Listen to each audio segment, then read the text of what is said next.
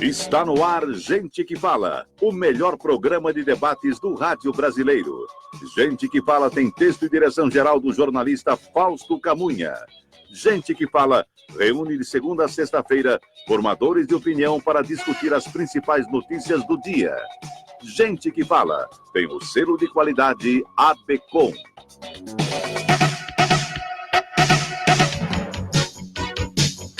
Olá, ouvinte do programa Gente que Fala, muito boa tarde, 12:02 em São Paulo, seja bem-vindo, eu sou Mauro Friesman, nós estamos no ar na Rádio Trianon AM 740 de São Paulo e Rádio Universal AM 810 de Santos. Você nos assiste pelas redes sociais, no Instagram, @programa Gente que Fala, e no facebook.com/programa Gente que Fala. Curta as nossas páginas, acesse o nosso blog, gentequefala.com.br, e nós queremos a sua participação aqui, fazendo perguntas aos convidados hoje, pelos telefones 3289-3580 e 5052-5555. Hoje é quinta-feira, é mais uma edição do Gente do MPD que Fala, uma parceria do programa Gente que Fala com o movimento do Ministério Público Democrático, com o apoio da Câmara Brasileira de Diagnóstico Laboratorial, a CBDL. Eu apresento agora os nossos convidados. Aqui à minha esquerda, para você que nos acompanha pelas imagens, o Procurador de Justiça aposentado, Dr. Ricardo Prado, presidente do movimento do Ministério Público Democrático. Mais uma vez, Dr. Ricardo, seja bem-vindo. Olá, Mauro, é um prazer sempre poder estar aqui, na presença dos nossos convidados também, né, e poder conversar um pouco, né, a respeito dos temas do momento, né, e levar algumas informações para os nossos ouvintes, né, e com os agradecimentos à produção do programa. Também conosco a advogada especialista em compliance, doutora Gabriela Guimarães, sócia fundadora ou sócia diretora da Foretix. Seja bem-vinda, doutora Gabriela. Obrigada mais uma vez pelo convite. Conosco também a consultora empresarial Gisele Brandt, especialista em coaching. Seja bem-vinda. Prazer é todo meu estar aqui e retornar a essa casa. Muito obrigada pelo convite. E ainda, fechando a nossa mesa de hoje, o médico patologista clínico, Dr. Carlos Ballarati, ex-presidente da Sociedade Brasileira de Patologia Clínica e Medicina Laboratorial, sócio fundador de diversas startups na área da saúde. Seja bem-vindo, doutor Ballarati. Boa tarde, Mauro. Boa tarde, colegas de mesa. Boa tarde, ouvintes. Obrigado pelo convite. Nós que agradecemos a gentileza de todos, a presença de todos nesta edição do Gente do MPD que Fala. Vamos ao nosso primeiro tema de hoje, que é o seguinte: enquanto as atenções estavam voltadas à discussão da proposta da reforma da Previdência, na terça-feira, a Câmara rejeitou uma das principais bandeiras do ministro da Justiça, Sérgio Moro, e dos procuradores da Lava Jato. O grupo de trabalho criado, que analisa o pacote anticrime, decidiu, por 7 votos a 6, retirar do texto a possibilidade de prisão após condenação em segunda instância. Ontem, quarta-feira, no entanto, a CCJ, Comissão de Constituição e Justiça do Senado, se baseou no pacote de Moro e manteve a prisão após a condenação em segunda instância. Doutor Ricardo, aí qual é a sua avaliação? O Congresso, ou o Senado em especial, tentando devolver a bola para o Supremo Tribunal Federal, deixa que essa questão é com eles lá? A questão é polêmica, né? Na verdade, você tem decisões num sentido, decisões em outro sentido, e agora o que se quer é que se coloque uma solução definitiva nesse problema, né? Quer dizer, que você ou você tem possibilidade de prender logo depois do segundo grau, ou você não tem, né? Quer dizer, você precisa definir isso. O que você tem é que em todos os países civilizados do mundo, entendeu? Né? Isso é absolutamente normal, né? Você tem processo que a pessoa já responde preso desde o começo. Então, esse problema não se coloca. Ela é presa em flagrante logo depois do crime, por exemplo, num roubo, no tráfico de drogas, esse tipo de crime.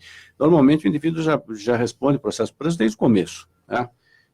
Sai a sentença, ele é condenado, ele continua preso, e ele recorre, ele continua preso, e por aí vai. Esse problema se coloca, na verdade, para aquelas pessoas que respondem ao processo inicialmente soltas, tá?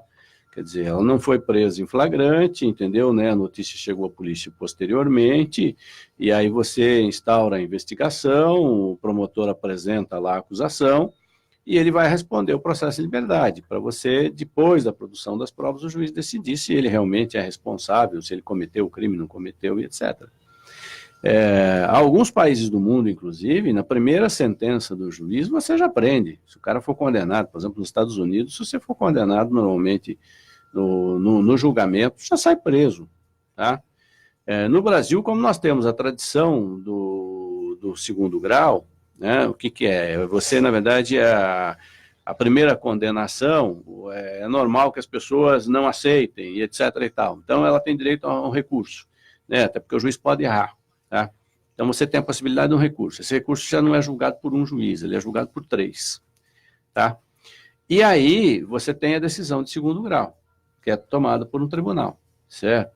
Quer dizer, se depois disso você ainda não puder executar a decisão, certo? Quer dizer, no Brasil nós temos o quê? Nós temos o chamado terceiro e quarto graus, que são o STJ e o Supremo em Brasília. Agora, esses tribunais, na verdade, eles não foram criados para julgar o processo das pessoas como nós.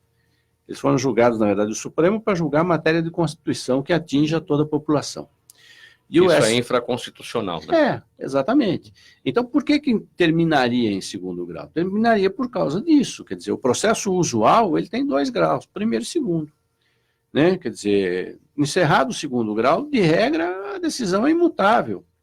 A chance de você reverter uma condenação de segunda instância é mínima. Tá? Quer dizer, são situações absolutamente fora do comum e etc. e tal. Então, não há por que você protelar, até porque o tempo médio de um processo criminal, você vai de 2 a 4 anos em cada instância, certo? Quer dizer, então você pega o processo se o indivíduo estiver solto, né? Se o indivíduo estiver preso, não. O processo em 6 meses já está com sentença, tá? Certo? No máximo 1 ano, tá? Mas se ele estiver solto, né, como o processo dele não é prioritário, ele acaba levando de 2 a 4 anos. Então, quer dizer, você vai no primeiro grau, depois você vai para o segundo grau. Você está falando já de alguma coisa que aconteceu há 6 anos atrás, há 8 anos atrás. Quer dizer, nem assim você pode tomar decisão, você pode tomar providência. Fica difícil, certo? Agora, onde é que pega isso? No crime que envolve os deputados. É aí que dá o nó. Doutora Gabriela, a sua avaliação, a gente estaria, nesse caso, diante de uma insegurança jurídica? O doutor Ricardo destacou, existem ainda as outras instâncias, o STJ, o STF, e geralmente quem está na segunda instância quer esperar o transitado em julgado, justamente porque tem mais 2 para cima, né? E aí o Senado resolve de uma forma, joga para o Supremo, já que vocês decidiram em 16 que é em segunda instância, então vocês continuem decidindo. Eu não fico uma insegurança nessa questão. Sem sombra de dúvidas, até porque o pleito do ex-juiz Sérgio Moro, atual ministro, baseia-se numa decisão do Supremo de 2016. Mas eu acho que o que a gente vê aqui é um completo conflito de interesses, né? Porque aqueles que estão votando são justamente aqueles que estão, né, sendo condenados em diversas ações. Porque a segunda instância os alcança. Porque é um mecanismo que você tem de protelar a decisão. Né? No final das contas, até o trânsito em julgado são peças e peças que vão entrando e você não tem uma decisão em favor da sociedade, porque esse sujeito ele continua agindo, como a gente vê em várias situações. Mas eu percebo também que não é só um conflito daqueles que estão julgando o pacote do Moro, mas mesmo de interesse dos próprios advogados. Né? Os advogados têm feito uma pressão muito grande para que isso seja mantido, porque, de um certo modo, essa protelação do processo, né, que demora anos, é do interesse econômico deles. Sem falar mal da minha classe, né? Mas existe sim um os operadores estão no direito deles. Exatamente. Até que se confirme uma situação, acho que chega uma situação definitiva. Exato. E tudo também é para tentar desfazer todas as decisões que foram tomadas pelo Moro, né? A pressão é muito grande nesse sentido. O que eu acho que seria um grande prejuízo para a nossa sociedade. Então, acho que, mais uma vez, um movimento que a gente precisa fazer para dar força a esse pacote do Moro, não só com relação a esse aspecto, mas tantos outros que são importantes para a gente acabar com o crime organizado no país, que é exatamente o que nós somos hoje reféns. Gisele, seu entendimento, como é que você avalia se vai e volta? Eu acho que usando um termo bem comum, pega mal, né? Pega muito mal para a sociedade. Obviamente, sempre me passa a questão, eu como coach sempre tenho 1000 questões na cabeça, nesses casos sempre vem a minha pergunta, a quem interessa? Obviamente que interessa a traficantes, obviamente que interessa não só traficantes de droga, mas de armas, de tráfico humano, interessa a todo mundo que está ligado à pirataria, interessa a todo mundo que está ligado a crimes sexuais, crimes bancários e assim por diante. A gente não está falando só da classe política, a gente está falando de uma classe enorme de contraventores. E parece que isso passa desapercebido, a gente sabe que não é, mas parece que passa desapercebido na classe política. Mas interessa também a sociedade, porque essa sensação de impunidade que nós víamos nos últimos anos, né, que era o famoso tudo termina em pizza, felizmente, com os últimos julgados, acho que a gente percebeu que aquele que tem poder ou tem dinheiro, ele vai sim para a cadeia. Não, ele vai para a cadeia, mas ele vai ser responsabilizado. Parece, eu estou falando o seguinte, quando eles hoje discutem por 7-6 prisão em segunda instância, eles estão legislando em causa própria. O placar mostra isso, né? Muito apertado, né? Isso. Eles estão legislando em causa própria. E a pergunta é, a gente colocou esse grupo lá para legislar em causa própria ou para legislar em nome do povo brasileiro? E o povo brasileiro quer ou não quer isso? Porque as 10 medidas contra a corrupção, eles simplesmente engavetaram, né? Isso, para mim, foi um atropelamento conjunto aí, que foi uma coisa horrorosa, quer dizer, aproveitaram uma situação de luto do país, pelo Chapecoense, e engavetaram as 10 medidas contra a corrupção. E aí o que a gente vai vendo com isso é o seguinte, quando a gente fala em corrupção, eu não estamos falando só dessa coisa do político com o poder, segundo e primeiro grupos, né? Quer dizer, as empresas e os políticos, as empresas e o setor governamental. A gente está falando do dia a dia. A gente está falando do dia a dia da gente, de respeitar regras, de passar moral, esse tipo de coisa. Que valores a gente está dando para essa sociedade? Doutor Balarati. Olha, eu não tenho formação em direito, eu vou dar minha opinião como cidadão. Eu acho que o que é certo, o que é errado. Isso aí pode criar uma zona cinza. Se o cara teve um crime, foi condenado, teve acesso à defesa, o juiz condenou em primeira instância, depois outros 3 juízes condenam em segunda instância, com acesso à defesa, por que o cara não vai para a prisão? O que faz ele diferente de um cidadão comum para não ir à prisão? O que é certo, não podemos criar uma zona cinza na sociedade. A diferença é o capital que ele tem para contratar bons advogados. Sim, mas não é justo isso, né? Porque justiça para uns e não justiça para outros. Por que protelar se o cara teve acesso à defesa, foi condenado? Não estamos em tribunais de exceção. O indivíduo tem direito à defesa e provavelmente contratou advogados que defenderam ele. Então eu acho que temos que manter o certo onde é certo e o errado onde é errado. Para mim é muito simples. Eu acho um retrocesso na sociedade ter até um tipo desse de discussão, uma discussão desse tipo. Após um período marcado por escândalos e cortes de verbas em entidades esportivas, a implantação de um programa de governança nas confederações esportivas tem deixado as entidades mais transparentes e menos suscetíveis a práticas danosas. Ao mesmo tempo, tem aumentado um pouco a representatividade de mulheres de atletas em tomadas de decisão. As confederações brasileiras de vela, de desportos na neve, de hipismo, de ginástica e de triatlo já destinam pelo menos 1/3 dos cargos diretivos a mulheres.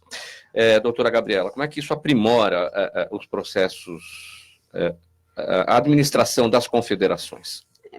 Eu acho que primeiro eu vejo uma certa confusão um pouco na matéria, né? Porque fala-se de governança, fala-se de compliance, depois fala-se da inclusão da mulher, né? Então acho que é importante a gente distinguir o que é uma coisa da outra. O Comitê Olímpico Brasileiro foi um dos que esteve aí na mídia com manchetes negativas em função da prisão do presidente Nussmann e a operação da Polícia Federal, que foi a Unfair Play.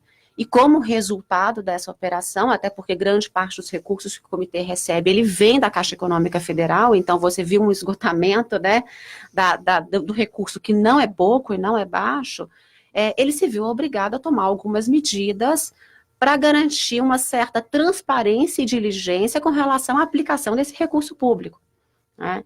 E com isso ele vai cascatear isso para as confederações, levando para elas uma certa governança, né, na forma da gestão desse recurso, de quem como que é aplicado, quais são as pessoas que foram designadas para determinadas atividades, né, os conflitos de interesse e tantas outras coisas.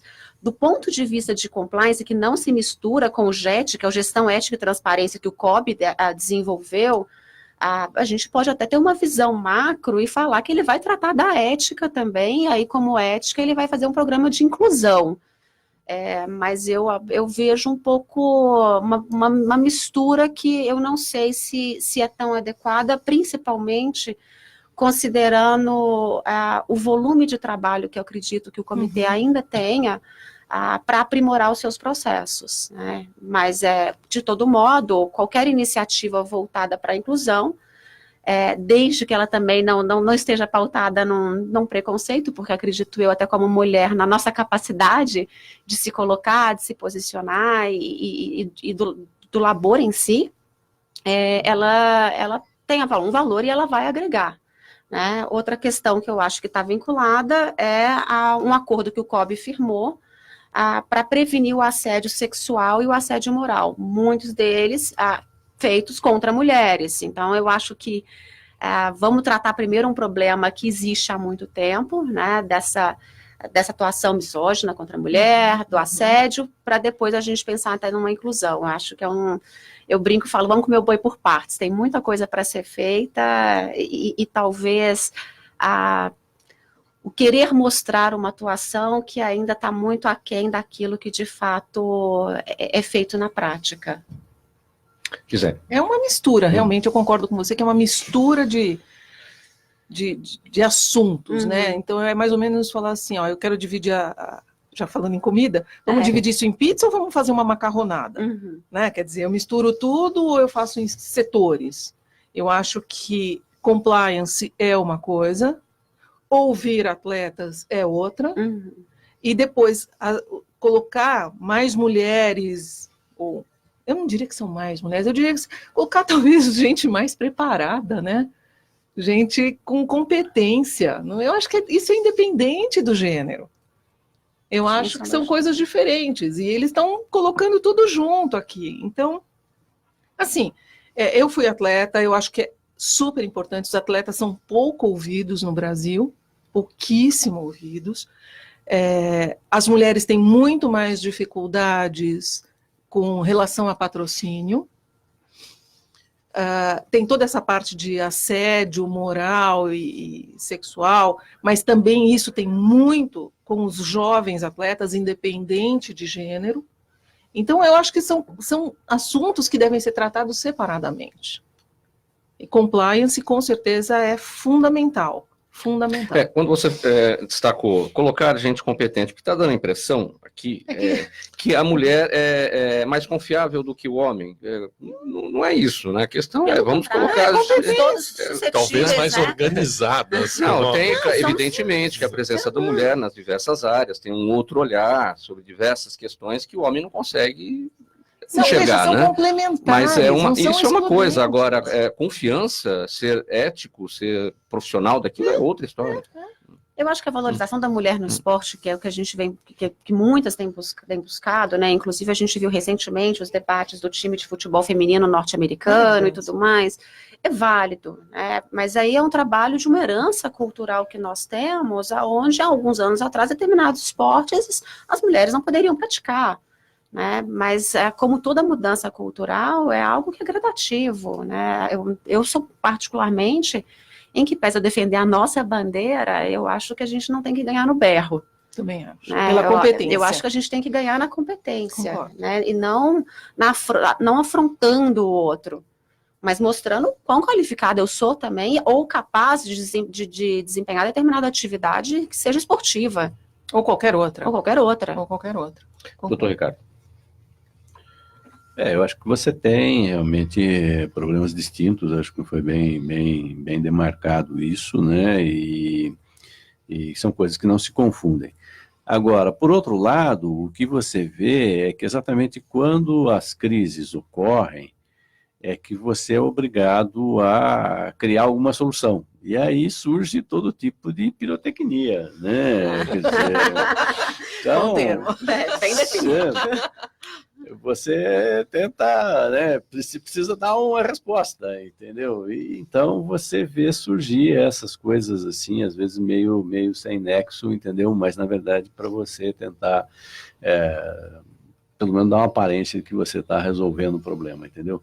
As coisas são, às vezes, um pouco mais complexas, dependem um pouco mais de debate e de amadurecimento, às vezes, de ideia, né? Eu acho que a questão da nova postura da mulher, entendeu? Dos novos espaços ocupados pela mulher, é uma questão do mundo moderno que nós estamos vivendo. Eu acho que isso é irreversível, eu acho que independe da questão, entendeu? Eu acho que as mulheres hoje estão tendo mais acesso à educação, com isso estão se dedicando até mais do que os homens, a gente tem visto no resultado dos concursos que têm surgido, né, aprovação nas faculdades, concursos públicos, etc. e tal, as mulheres estão batendo os primeiros lugares, entendeu, né? E com isso elas vão assumir os postos realmente, inclusive de liderança. Isso não tem a menor sombra de dúvida, é uma questão de tempo, alguns já estão acontecendo e outros virão na sequência. Eu acho que nós, homens, precisamos começar a repensar algumas condutas, entendeu, para não ficar para trás. Acho que... Doutor Balarati. Bom, concordo com o que foi colocado. Eu acho que a gente tem um grande problema aí de transparência, em primeiro lugar, nas verbas, na gestão desses fundos. Em segundo lugar, é uma questão de competência independente do gênero. Eu acho que o que precisa é as mulheres, as mulheres não terem barreiras para crescerem dentro dessas entidades. Isso é fundamental. Elas terem direitos iguais para poderem alçar os cargos diretivos de forma justa. Entre essas e outras entidades. Em todas, né? Em todas. Basicamente, é uma questão de competência do ser humano, independente do gênero. E independente... Agora, eu particularmente, eu sou muito contra cotas. Isso. A partir do momento que você coloca a cota, você já faz uma divisão. Exato. A partir do momento que você põe cota, você cria preconceito. Entrou porque... Né? Exato. Agora, uma mulher competente não pode ser barrada no crescimento profissional dela, independente da carreira que ela siga. Isso é fundamental. É isso que a gente tem que brigar na sociedade. Concordo. Gisele, quando se diz que a mulher tem pouca participação na política e os partidos têm que cumprir a tal cota da presença de mulheres na disputa das eleições, essa falta de mulheres na política se deve mais a falta de espaço ou, às vezes, até a falta de interesse, muitas vezes, da mulher em querer participar? Eu acho assim, eu sou... não sei se já ouviram falar da RAPS, que é a Rede de Apoio à Política pela Sustentabilidade. É uma organização que se propõe a formar políticos dentro de uma categoria ética, de... Uma nova política. Uma nova política. Na verdade, é o que deveria ser a política. Né? Então, assim, independente do seu partido, se a gente está brigando pelo mesmo cargo na mesma cidade, um entra, outro não entra, esse outro que tem ideias excelentes, isso aconteceu em Campinas, ele foi chamado e falou assim, vem trabalhar comigo porque tuas ideias são excelentes, independente do partido. Independente, sabe... de N outras coisas, de sexo, de cor e assim por diante, o que interessa é a competência. Né? Porque no mundo as mulheres são pouco representadas na política.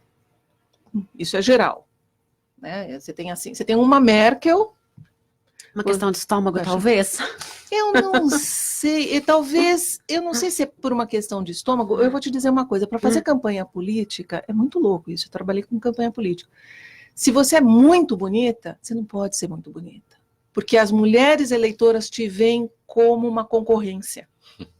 É muito louco. Se você é muito feia, mas nossa, ela nem se cuida, vai cuidar da gente. Ninguém pergunta isso para um homem. Sabe, a gente teve a Janaína Lima, que é a vereadora aqui de São Paulo. Ela estava fazendo campanha, o bebê dela tinha 1 mês. de vida. E todo mundo fala assim, mas você vai deixar o seu bebê em casa para fazer campanha? Alguém pergunta isso para homem? Ou alguém pergunta isso para uma executiva de uma empresa que tem que viajar pela empresa? Não, e perguntam assim, olha, sua esposa vai ter um bebê. E você vai para a campanha, mas tua esposa acabou de ter um bebê. E você vai para... Alguém pergunta isso? Mas eu Ninguém acho que pergunta. Eu acho que o que interessa é o seguinte, terminando o raciocínio, é assim, por que mulheres entram menos na política? Não é que elas não entram, elas têm uma dificuldade para entrar. Primeiro que existe sim uma barreira.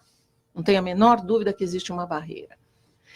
Segundo, porque muitas delas talvez não estejam tão interessadas no mundo que está hoje de política. A gente vê a Tabata, que foi a única do partido, a única, vamos por assim, ela foi uma das 8 do partido que votou contra o partido e a favor da reforma. Ninguém falou dos outros, provavelmente são homens.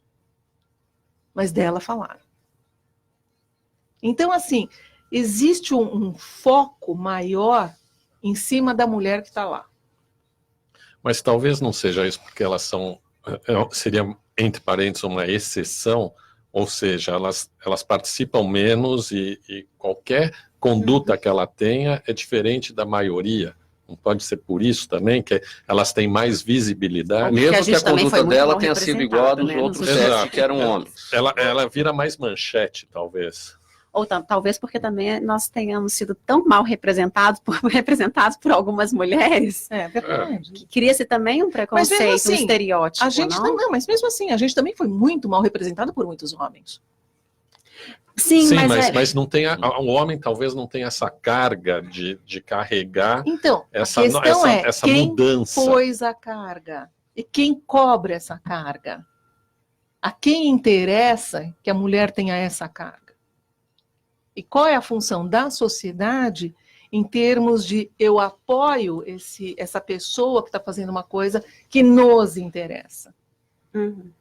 Quer dizer, como sociedade, esquecendo qual gênero, esquecendo qualquer coisa, assim. Eu acho que a gente de novo, quando começa a falar assim, mulheres, homens, negros, pardos, brancos, religiões 1000, a gente faz divisão e a gente é um povo só.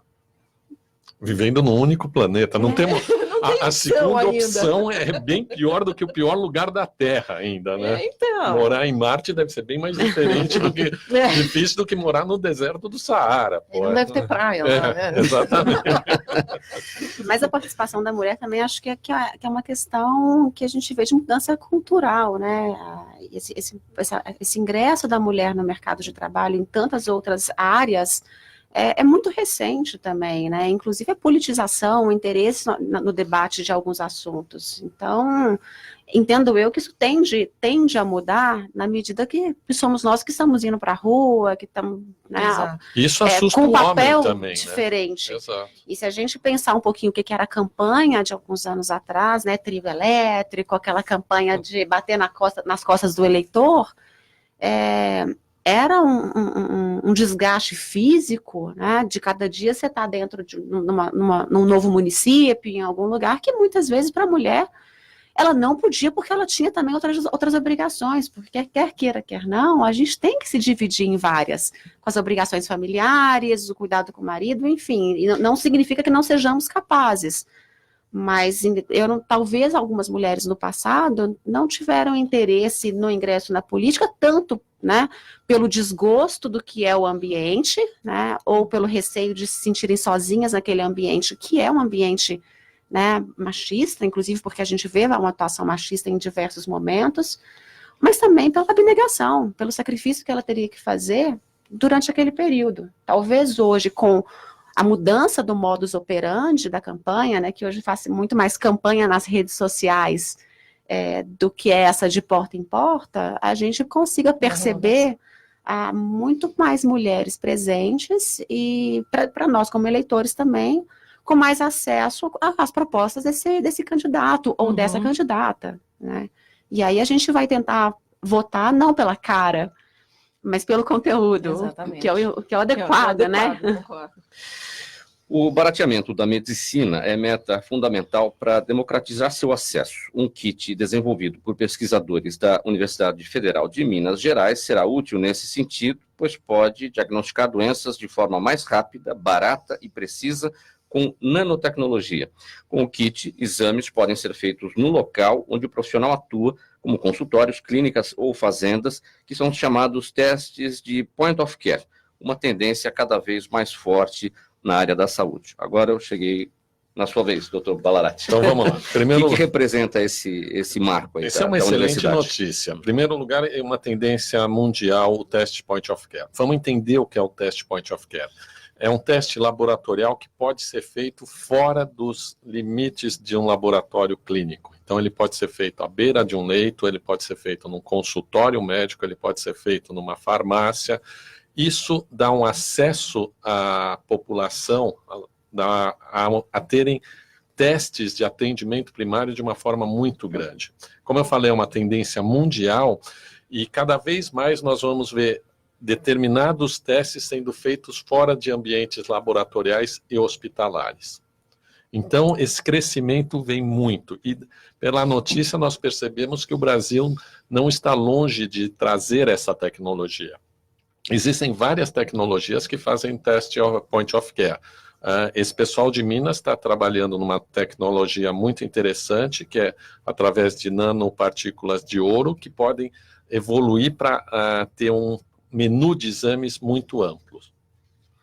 E os resultados desses exames feitos desta forma são eficientes, são confiáveis? São totalmente confiáveis, porque lembra que ele é um teste laboratorial, ele passa pelos mesmos critérios de controle de qualidade interno, externo, e passa pela supervisão médica, e ele solta um laudo igual a um laudo feito num exame de um laboratório clínico, por exemplo. A única coisa que muda é a tecnologia. Ou seja, quando você vai num laboratório clínico, você colhe seu exame numa punção venosa, tira vários mililitros de sangue. Nesse você pode utilizar apenas uma gota de sangue do seu dedo. Então essa é uma grande vantagem também. Isso se confunde com o que já existe, que a gente vê por aí nessas campanhas de medição de glicemia, nesses pontos isso. Que são... Na realidade, isso também é um point of care. É um point of care. Então, você tem, hoje em dia, você pode fazer desde exames bioquímicos, como glicemia, colesterol total e frações, ureia, creatinina, ou hemograma, por incrível que pareça, um hemograma você já consegue fazer com a gota da ponta de dedo, e cargas virais de determinados vírus, tipo hepatite C e HIV, de uma forma totalmente segura. Então, você vai ver nos próximos anos uma descentralização do laboratório e a oportunidade de aumentarmos o acesso aos exames laboratoriais para a grande população. Quer dizer, com isso, o preço vai cair, vai baratear. Mas tem um divisor de águas aí, porque o que a gente vê, né, o que acontece nas ruas, às vezes, né, tem lá aquelas equipes que fazem medições, ali dá para você saber a sua glicemia do momento e tal. Aí deu alguma alteração, vai para o laboratório. Esse é o divisor de águas. Isso vai ter um salto de qualidade enorme. Sim, mas você tem que entender que hoje o menu de um laboratório clínico é cerca de 3.500 exames. Hoje o menu de point of care, nós estamos na faixa de 100 exames. Então, muitos laboratórios ainda vão fazer exames, vamos chamar, normais, e em detrimento do point of care. Vai haver um balanço disso. Cada vez mais o que eu volto a dizer é que o point of care vai ser uma possibilidade de atendimento primário à saúde. Você imagina uma pessoa que está lá no Pantanal. O acesso dela à saúde é muito mais difícil. Se ela tiver acesso ao point of care, que são esses exames que o indivíduo pode levar o equipamento, fazer com uma ponta de dedo, você acaba incluindo essa pessoa no sistema de saúde. Isso é muito benéfico. Gisele, você enxerga esse modo point of care na saúde pública? Eu enxergo. A diferença é se a gente não corre o risco de ter uma Theranos no Brasil. Então, excelente colocação. Em primeiro lugar, que a Theranos... ela usou uma metodologia que ela não tinha desenvolvido. Ou seja, ela falava que colhia a ponta de dedo, mas ela colhia também mais sangue do paciente, falava que tinha um equipamento especial esse equipamento nunca foi provado, nunca teve uma tecnologia, e ela fazia os exames normalmente num equipamento normal de laboratório e soltava aquilo como a ponta de dedo. Como se fosse a ponta de dedo. Então, o problema da Theranos foi um problema de tecnologia e muito mais, um problema ético. Muito mais. Tanto que ela está sendo processada nos Estados Unidos. Quando você fala em point of care hoje, você tem vários fornecedores de point of care e várias metodologias. Então, esse conceito, ele é muito mais tranquilo hoje, transparente e baseado em qualidade do que uma caixa preta, como ela chamava, que do equipamento dela que soltava os resultados. Eu acho que nós não corremos o risco de ter uma Theranos, porque o mercado brasileiro, ele é muito baseado em qualidade e nós temos parâmetros éticos, como a Sociedade Brasileira de Patologia Clínica, que ela exige que esses exames passem por testes de proeficiência e sejam ligados a laboratórios clínicos na retaguarda. Quer complementar, José? Não, acho ótimo, porque eu não sei se vocês leram esse livro, chama Bad Blood, né? E acho que até em português eles nem traduziram o nome, né? É interessantíssimo esse livro. Você lê em 3 dias, fácil assim. E é a história da, eu não lembro o primeiro nome dela, mas o sobrenome é Holmes. Isso. Né? Que criou uma empresa que ela tinha muito medo de colher sangue, ela e a mãe dela, então ela resolveu fazer esse exame point of care. Margaret Holmes, acho que era o nome. Não lembro. Ela tem, eu sei que assim, ela é uma pessoa que vende muito bem, ela tem várias palestras no TED, inclusive. O sonho dela era ser Steve Jobs. Ela se vestia como Steve Jobs, ela é maluca. Maluca, mas assim... companheira com um cara mais louco ainda, né? Não, agora, quem fazia parte do conselho dela era gente de peso. Eram os Clinton, eram os Kissinger, sabe? Você tinha gente de peso lá. Então, e aí, como é que não acreditar numa coisa dessa? Mas ela era extremamente fechada, ela não tinha transparência. Ela falava que as reações delas funcionavam, ela soltava exames sem ter feito exames. Muitas vezes ela fechava contratos, colhia o sangue de determinados colaboradores, entrava naquela caixa preta, saía um resultado que não eram nem realizados. Então esse problema ético era muito grande. Quando começaram a mexer nessa caixa, vamos chamada Theranos, aí as pessoas começaram a perceber que era um caso de polícia. No mínimo, né? No mínimo. Com certeza ela vai sofrer as consequências, está sendo processada. As patentes que ela falou que existe, que ela tinha, que estava colocando, são patentes que não são disruptivas na área de medicina laboratorial, mas ela, infelizmente, ela criou um grande estrago nessa cadeia de point of care. Mas a gente volta a dizer, nós temos que lembrar que point of care são totalmente diferentes, são metodologias diferentes do que foi o caso Theranos. Aquilo foi um caso de polícia, basicamente.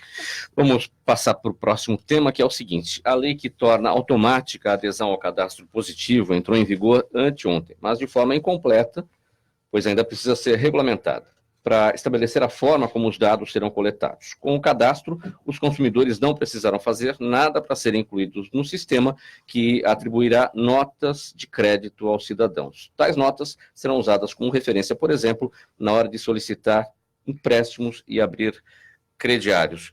É bom ou não é bom estar neste cadastro positivo, doutor Ricardo? Eu acho que isso é uma tendência natural do mundo moderno, né? A concessão de crédito hoje nas grandes empresas e nos próprios estados, elas estão sujeitas à avaliação e nota. Tá? Então, na verdade, você está trazendo isso para o cidadão comum. Tá? Quer dizer, os bancos vão monitorar ou se você está pagando as suas contas em dia ou não, né? E a partir desses dados, eles vão te atribuir uma nota que é nota para você, se você quiser tirar um empréstimo no banco, né? E aí a sua taxa de juros, entendeu? Quer dizer, vai te custar mais barato ou mais caro a partir do momento em se você é um bom pagador ou não é um bom pagador, tá? Então, basicamente, é isso a ideia do cadastro positivo. As instituições financeiras dizem que isso facilitará a concessão de crédito, que isso eventualmente pode baratear os juros, entendeu? Que é o mais importante. Vamos ver se acontece, né? Pois é. Na verdade, Se não, qual é o sentido?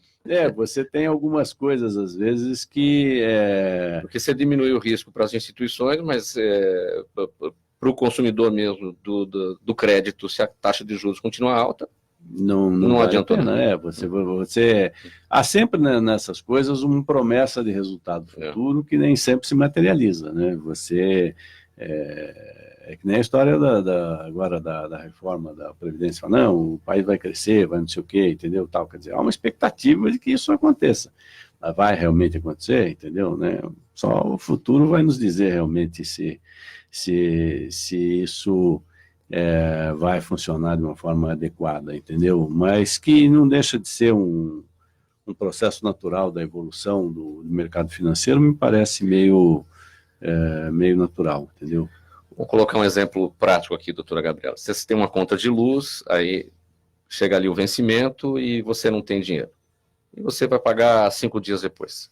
Você tem o direito de atrasar. Você vai pagar o custo disso, você tem o direito, porque você não tinha o dinheiro, mas você foi lá e quitou aquela dívida, teve um pequeno atraso. Isso é um demérito?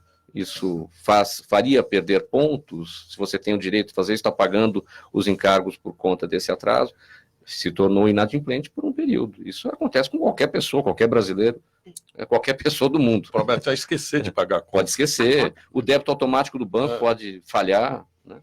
Eu não me sinto apta a entrar em detalhes dessa particularidade, porque eu não conheço toda a metodologia, né? Mas o propósito dela não está muito diferente do que é feito nos Estados Unidos, porque hoje a gente olha o negativo, o mal pagador. E aquele que é um bom pagador? Eu estou colocada dentro do mesmo cesto, do mesmo balaio que outros que atrasam a conta, mas que não chegaram a ser negativados?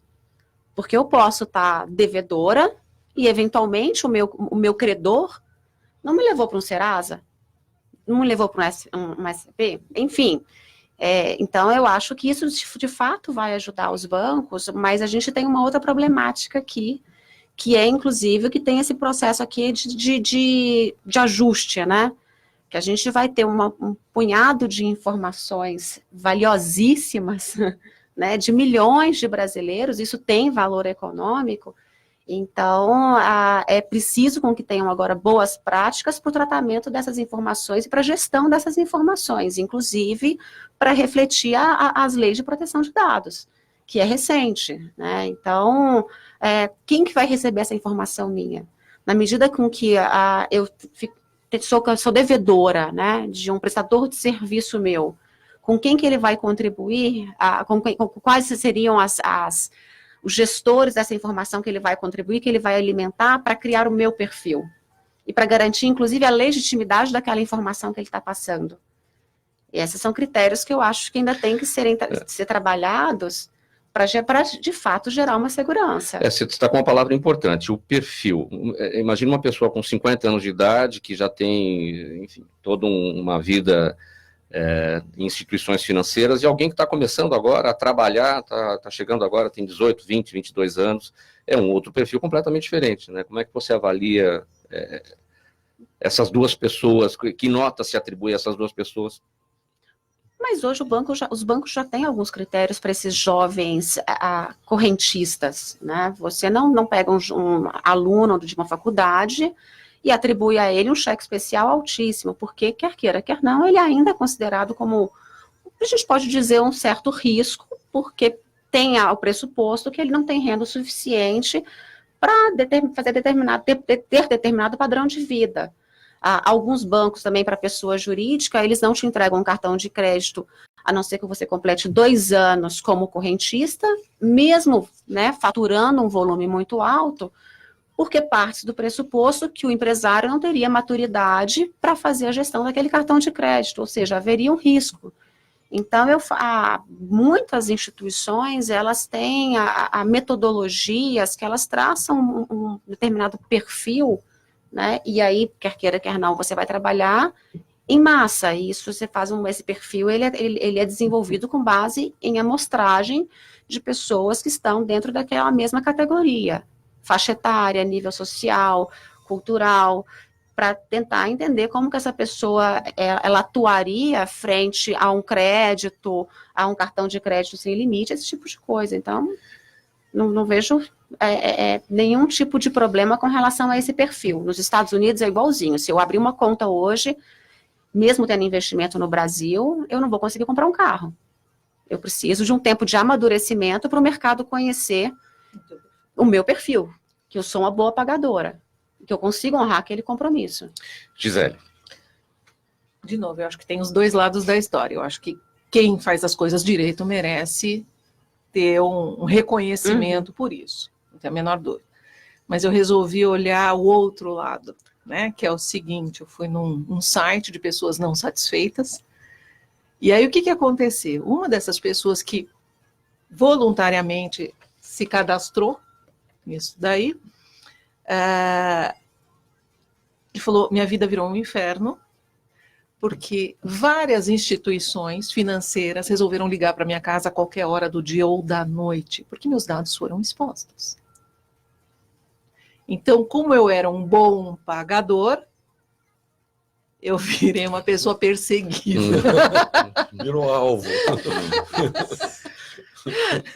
E isso é muito complicado, quer dizer, a lei ainda de defesa de dados não está, ela vai ser aprovada agora no próximo ano, ela ainda não está valendo 100%, e aí o que você faz com os dados dessas pessoas que são boas pagadoras? Elas se tornaram absolutamente expostas. Isso é um perigo. Atraentes, não?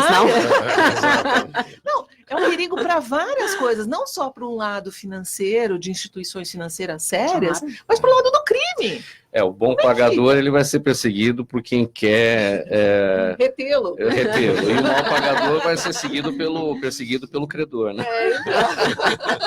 Fala, Arati. Olha, na teoria é fantástico o negócio, eu poder ser um bom pagador e ter um juros menor, né, eventualmente, num crédito que eu pegue, né? Mas tem esse outro lado também, e aí, se meus dados são expostos, como eu posso me proteger desse assédio dessas instituições? Mas eu acho que ela vai entrar e vai ter um período de adaptação, e o mercado, vamos chamar assim, vai conseguir adaptar. Agora, sempre mantendo a privacidade do cidadão. Isso é fundamental. Gente, perguntas do público aqui, a gente tem alguns minutos. A Marta de Santo Amaro pergunta para o doutor Ricardo, todos os brasileiros serão afetados pela reforma da Previdência? Ou somente os 70% que não tem lobby em Brasília? Ótimo. Na verdade, nós só vamos ter condição de saber exatamente o tamanho do estrago, na verdade, depois que você votar os destaques, né? Então, por hora, você passou no primeiro turno ainda, você ainda tem uma segunda votação na Câmara, e depois você vai ter a votação dos destaques. É aí, na verdade, que está a grande briga das corporações, etc., de quem, na verdade, quer sair fora da reforma, né?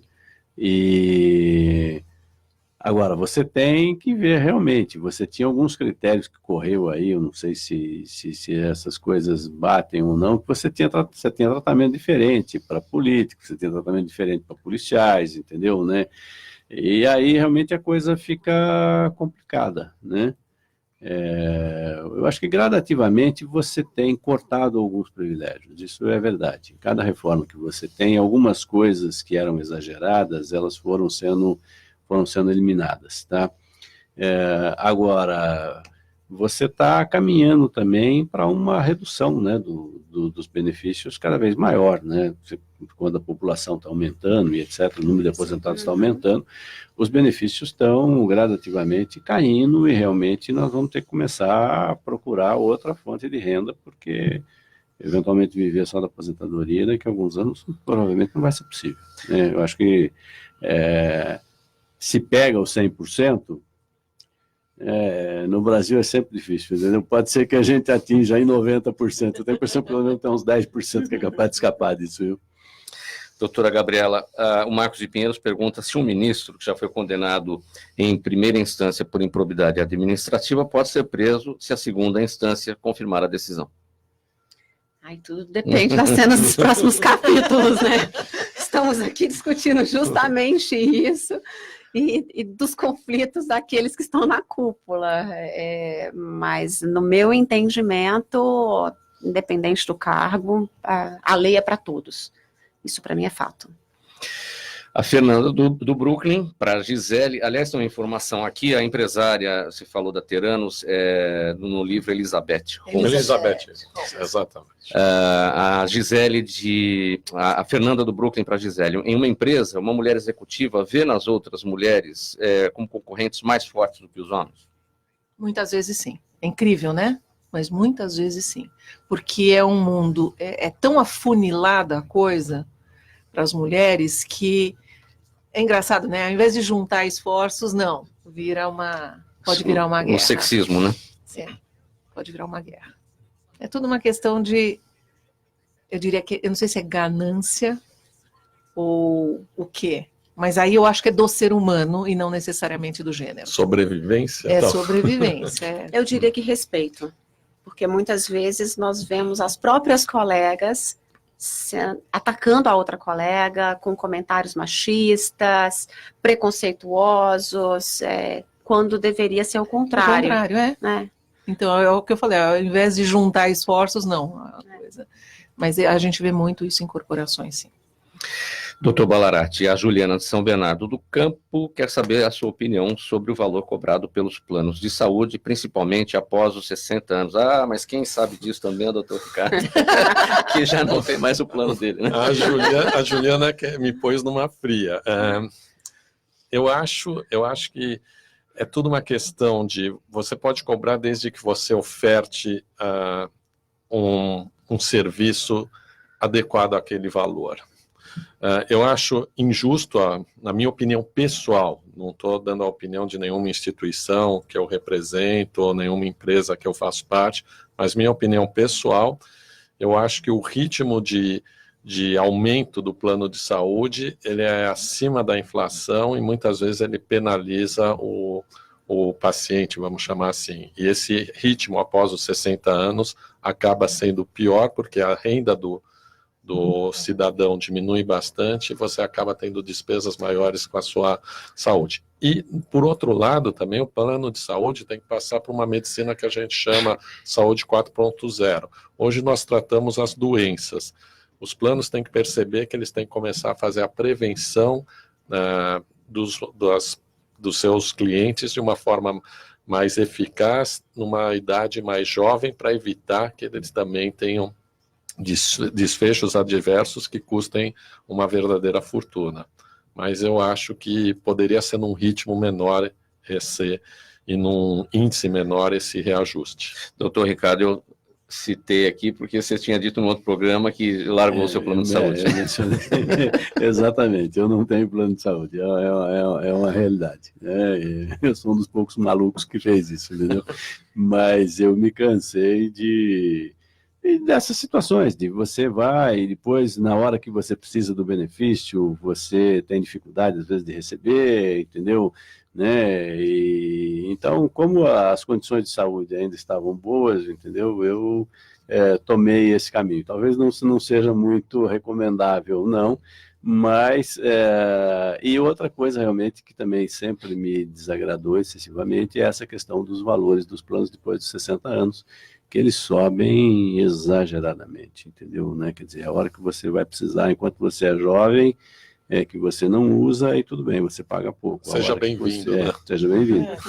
E a hora que você vai precisar, entendeu? Aí a coisa realmente aperta e fica difícil. Gente, vamos caminhar para o encerramento, faltam poucos minutos, 15 segundos para a sua conclusão, doutor Ballarati. Já, não sei, não apareceu nenhuma pergunta aqui de alguém que esteja vendo as imagens da sua semelhança com o Donald Trump?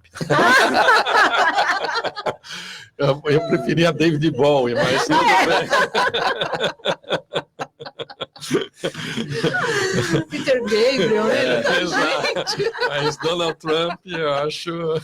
Mas tudo bem. Bom, eu queria deixar meu agradecimento, reforçar que os exames de point of care são uma opção, assim como O Dr. Ricardo largou o plano de saúde dele, está surgindo no mercado de saúde várias opções, as pessoas não terem plano de saúde, reiterando também que o SUS atende autocomplexidade de uma forma muito boa também, talvez o grande problema do SUS seja acesso, acho que talvez o grande problema de saúde no Brasil seja acesso, existem tecnologias para isso, e o Point of Care não é nenhum aterans, não é nenhum bicho-papão, ele vem para ajudar o atendimento primário em saúde. Gisele, palavra final.